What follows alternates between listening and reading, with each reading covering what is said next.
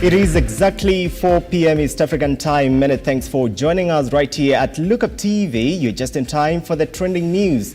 My name is John Matava. Let's get started. Deputy President Rigathi Gachagua has called on the engineers of Board of Kenya to weed out quacks to protect the integrity of the profession. Speaking when he officially opened the 30th Institution of Kenyan Engineers of Kenya Convention and the 18th World Council of Engineers at the Pride Inn Beach Resort in Mombasa, Gachagua noted that only qualified and certified professionals must be allowed to work, and pointing out that unqualified and certified people have injured the reputation of engineers in Kenya for shoddy jobs such as collapsed buildings and construction of boards which require repair even before the completion. Engineering is a critical enabler to realize of SDGs, Agenda 2063 of the African Union and Kenya's Vision 2030, as underpinned by the bottom-up economic transformation agenda. Better is our government plans of socio-economic transformation. As we engineer a new world, rapid urbanization in Kenya and Africa has been put to test, especially in collapsing of buildings, bridges, and other infrastructure. We lose people to collapsing buildings and substandard roads, mostly linked to unqualified or uncertified practitioners in the industry. This puts the reputation of the profession under question of a competency of members. We are ready to work with the Engineers Board of Kenya and other relevant agencies. Invite you for an engagement on legal and policy frameworks. World Bank notes that Africa heavily relies on imported expertise in engineering, resulting from poor quality of education and minimal numbers of graduates from learning institutions. Thousands of our students are studying abroad on scholarships and other exchange programs in our bid to strengthen the local capacity for sustainability. This is largely true for most of our African peers. We'll continue to deepen the collaboration with our development partners in enhancing local expertise in various ways as we seek to close the over 7,000 gap of engineers in the country. We are ready to work with the Institute of the Engineers of Kenya in addressing this gap. It is a call that we share with our sister states in Africa if our continent is to actively contribute. Moving forward, the Prime Cabinet Secretary and Foreign and Diaspora Affairs Cabinet Secretary Musalia Mudavadi has urged African countries to set up legal and moral grounds for reparations, noting that the continent should explore different models of reparatory justice to ensure timely compensations. Mudavadi, who is in Ghana for the Accra Reparations Conference, also called for unity among Africans, people of Africa distant in the diaspora and other stakeholders through the establishment of the African-Caribbean Joint Mechanism on the Reparatory Justice.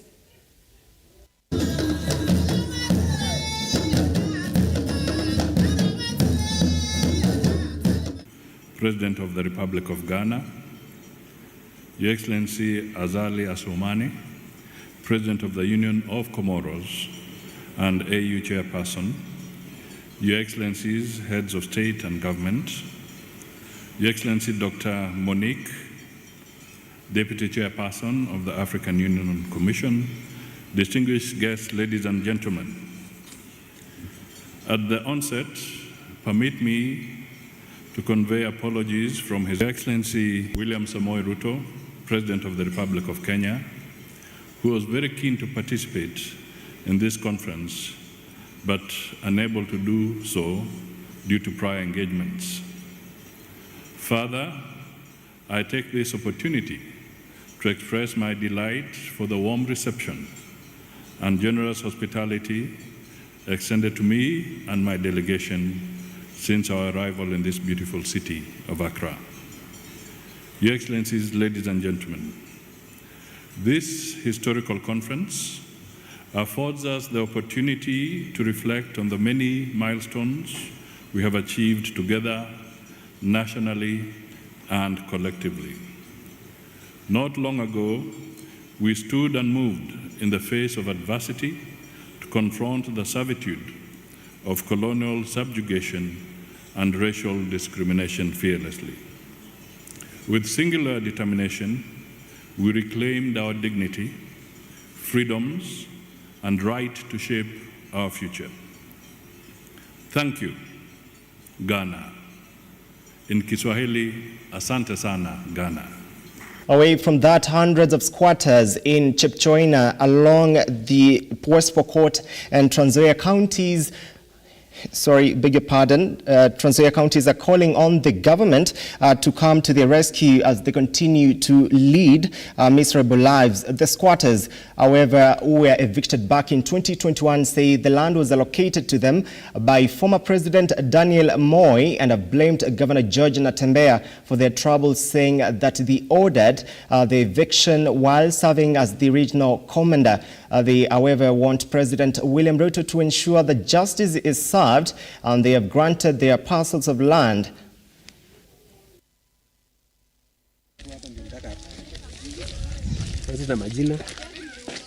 Picha za nyumba ambazo zilikuwa mahali pale, na hiyo shughuli ilipokuwa ikiendelea ikafika mahali ambapo walisema ya kwamba kuna wale watu ambao walikuwa beneficiaries ambao walifaulu kupata hayo mashamba. Ikawa ni maajabu ya kwamba wale wakaaji wenye walikuwa wanaishi hapo wakao ni miongoni mwa wale walisemekana ya kwamba hawakupata mashamba. Jambo la kwanza ambalo nilijiuliza ni kwamba je, wenye walisemekana walifaidikia hii shamba ama wenye walipata, wenye walikuwa beneficiary walitoka wapi? Tukazidi kukaa hapo na ikasema na wa Trans Nzoia saizi ambaye ni George Natembeya alipokuwa kama regional commissioner tukasikia kwamba kuna order alitoa ya kwamba watu wabomolewe. Tukaishangaa tutabomolewa kwa sababu gani? Sisi tulibomolewa manyumba yetu 2021 kwa mwezi wa pili. Mpaka saa hizi tuko tunahangaika, tuna makao, tuna penye tunaenda. Tuko kwa hema hapo katika tunakaa kwa mahema hapo. Kwa hiyo mwaka 2 mwaka 3 yenye imepita tuko tunahangaika, tunaomba serikali. Kwa hiyo mambo yetu walitufanyia, kwa hiyo serikali ya Kenya watusaidie, na ile mwenye alisimamia manyumba yetu kubomolewa ni Natembeya. Alikuwa commissioner hiyo wakati akasimamia manyumba yetu kubomolewa, mpaka leo hii tujapata haki yetu, hakuna kitu yoyote yenye tumeona tumesaidiwa kwa serikali yetu ya Kenya. Sasa tunaomba mheshimiwa rais, kwa hiyo mambo yenye walitufanyia angalia kabisa, kwa vile sisi kwa hii Trans Nzoia sisi ni wachache kwa Trans Nzoia, sasa hakuna mwenye anatuangalia. Tumeomba kabisa mheshimiwa rais ingilie kati ya maneno, sisi tupate haki yetu, mashamba yetu na manyumba yetu ilibomolewa, turudishiwe fidia yenye tulibomolewa yote. Anaitwa Kennedy Njenga Kidhunguri. Huyo ndiye ameleta problem pale Chepchoina, kwa sababu kuna cartels ambao wameshikana pale Chepchoina wa phase 1 na phase 2. Serikali ya taifa la Kenya kupitia Rais Daniel Moi 1994 waligawa mashamba na kila mtu alipata pale shamba yake na watu wakasettle. Ndio wanakuja na makari kubwa kubwa. Kama sasa mwenye anachukua hiyo 15 acres ya mtu. Kama wengine sasa wanakuja na tractor kama vile inasemekana analima eka 100. Hasla atapata wapi pesa kulima nini eka 100?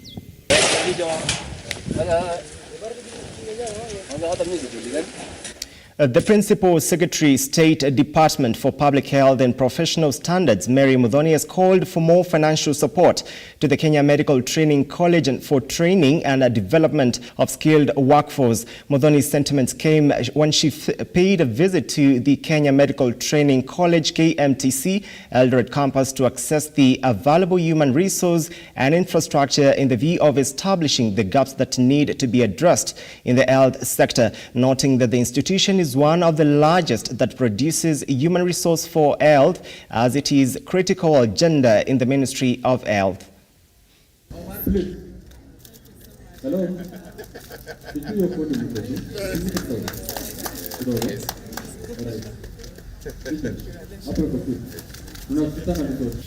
And again, we have the quality teaching that we have. If you can see 3 times applications who want to join KMTC, then you can tell the demand. And probably it is out of the quality that we have already channeled there. So we will continue doing the same. And my encouragement, this KMTC is very important. To the people of Uasin Gishu, support your institution.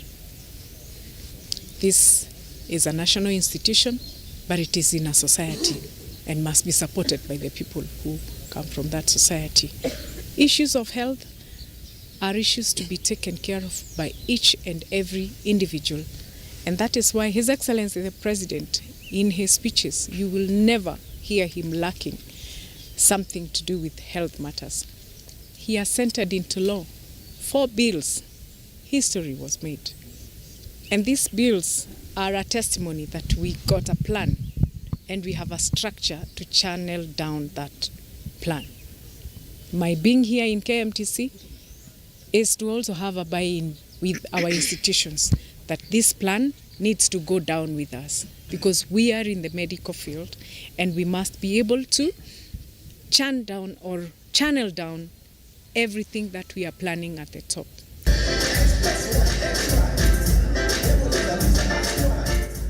Kirinyaga County members of the County Assembly have called up the County Executive to put up in place proper mechanism to seal the loopholes in the revenue collection as the county targets to collect over 600 million after passing the finance bill. Speaking after passing the finance bill at the Assembly in Kerugoya, the leaders led by Majority Leader Murithi Kibinga noted that the County Assembly considered the concerns of the county residents over various taxes imposed on them. The Governor Anne Waiguru-led administration.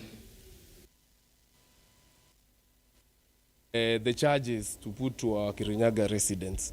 So we have gone through the bill and we believe this is the most fine bill of the Kirinyaga County 2023. This time around we are anticipating to collect about 600 million. Because last year we were able to meet our target, and if we meet this target of 600 million, even if we collect more, the better. Okay? So we are going to also push a bit on our finance department. We are charging those industry according to the size of the industry. They are not the same. You might have a small industry, your charges will be according to the size of your industry. If it's a large one, you'll be charged accordingly. Any industry which has got employees over 75, but they go that's the highest charge on those private industries. At the same time, let me also say that there was an introduction of the coffee cess. That one we have also scrapped. And I want to say, having looked at this bill, and as you heard my chair saying, we also took time to check another within the region, and I can tell you and I can attest that this bill is the best in the region. The purpose of this bill is to finance our government. And without finance, we cannot be able to deliver. Therefore, people should not panic. They should join us because we are here representing The Christian Health Association of Kenya has raised its concern over the increase of cases of diabetes among young expectant women, noting that it poses a major threat to unborn babies, with the cases of rampant in urban centers. Their concerns come amid research showing that 7% of Kenyans either are diabetes or were vulnerable to getting the killer disease as number of patients continue to rise. According to Dr. Cyprian Kamau, the association's head of health services, the rise in the number of Kenyans with diabetes was worrying, noting that unlike in the past where the aged were the most affected, all ages were now feeling the full brunt of the disease, mainly due to poor diet and failure to exercise. Talk about what the patients are going through is the lack of drugs. When I came, we used to have insulin, metformin, and glibenclamide. Today, if you go to the pharmacy, sadly they only have insulin. Only insulin. There's no metformin, which is the main drug for diabetes. There's no glibenclamide. And that's something which I think I've also communicated to the CEC when I saw him here. Because our patients, we've really convinced them to come on NHIF. Because diabetes is a lifelong drug disease. So most of our patients, we spend time telling them, chukweni cardia, NHIF, so that all your treatment is free. So when they come to the hospital and ask me, daktari, dawa zetu ziko wapi? I really have nothing to say when a director. And it's a problem that has been getting worse. So today they don't have any oral medications. And we need even to go beyond metformin, because today we have new drugs that are treating diabetes that have been discovered, but we are yet to get them in our county. And these are drugs that should be part of our public health system. So that's where I want to appeal, when a director, if you can take this to the county, we need to get our drugs for diabetes, and even for pressure. The supply is not good. Most of the time our patients come and say they can't get any drugs here. It's just something that needs follow-up, so that we're able to get enough drugs, so that we fall within the theme of this year's World Diabetes Day, enhancing access to diabetic care. So we are committal as a county that we're going to make sure that this happens. And of course, our patients do not really need to go far and wide to look for these medications if at all we can be able to provide. KenGen has refuted claims that the floods being witnessed in many parts of the country has been brought about by water flowing from Masinga Dam. Eastern Hydro's acting manager, engineer Isaac Tarus, noted the Masinga Dam cannot cause flooding since the water levels flowing the dam are very low, adding that floods experienced in the lower parts of the River Tana are due to the overflowing of rivers downstream the Seven Forks dams. KenGen, however, assured residents living in Embu near Masinga Dam that the current heavy rains will not cause flooding, which would resort to destruction of their properties, saying that they expect the dam to spill come April 2024.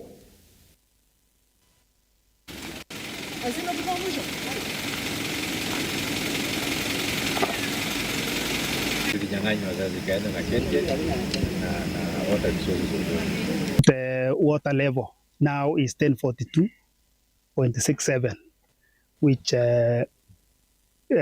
way below the spillway level. We still have a headroom of 13 meters, and of course 13 meters with the surface area of Masinga Dam to fill.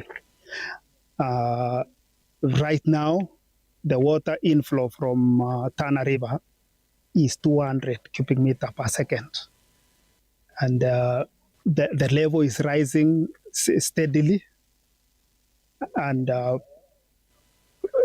so it's acting as actually a flood control, because as the water comes in, the storage capacity, as I said, it can store, Masinga can store up to 1.56 billion cubic meters. So the water is rising steadily with the inflows, the current inflows.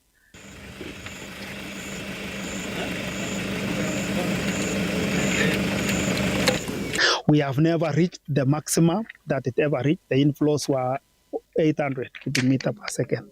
So we are still below what 2018, the inflows of 2018 were even higher. So now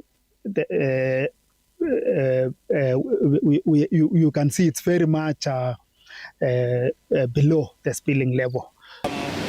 Several months to go until we start getting the short rains. Still requires power. And that story finalizes the broadcast exactly 18 minutes past 4 p.m. Many thanks for watching. My name is John Matava. For more of these and other stories, follow us on our socials at Lookuptv. Have a good evening.